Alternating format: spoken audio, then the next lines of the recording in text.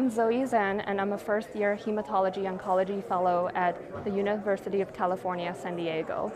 My poster today is about paraneoplastic glomerulonephropathy associated with renal cell carcinoma.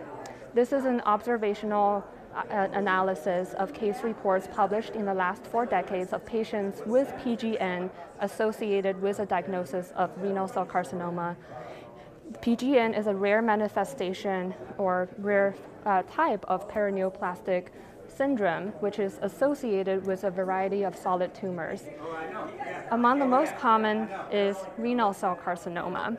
PGN is poorly defined, and it poses a clinical challenge to physicians because it often mimics a variety of other chronic renal conditions, including chronic renal insufficiency secondary to idiopathic glomerulonephropathy, or patients with renal impairment as a side effect from their cancer treatment.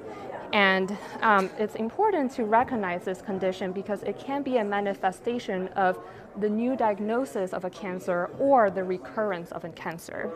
The management for PGN is not well defined, and therefore an evidence-based approach is unknown. So this study, as I mentioned, looks through published reports on renal cell carcinoma associated with PGN over the last 4 decades. And we were able to include patients with biopsy-proven glomerulonephropathy that's temporally correlated to a diagnosis of renal cell carcinoma. And we excluded patients who had renal insufficiency secondary to other conditions, such as a known underlying autoimmune disease or known underlying CKD or chronic kidney disease in the setting of other conditions. We identified that, as expected, paraneoplastic glomerulonephropathy is associated temporally with the diagnosis of renal cell cancer or carcinoma.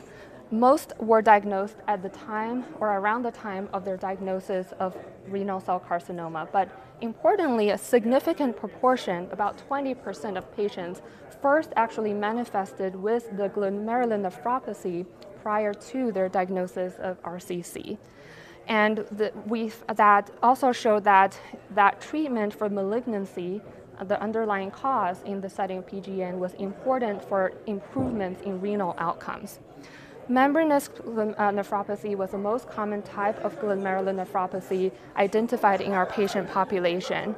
And our patients also overwhelmingly were male and overwhelmingly were over the age of 60, which is very important because clinicians need to have a high index of suspicion for a patient who's elderly presenting with new nephritic or nephrotic syndrome.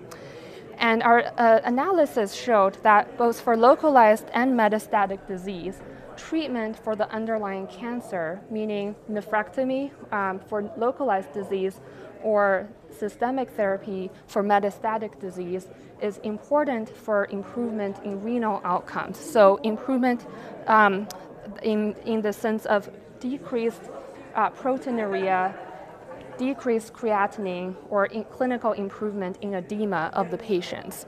So overall, this study showed that this is a rare condition, but an important one to have on our radars as oncologists, and that treating the underlying cause of the glomerulonephrotic diseases among these patients with cancer, which is the cancer itself, is extremely important for leading to better outcomes for our patients.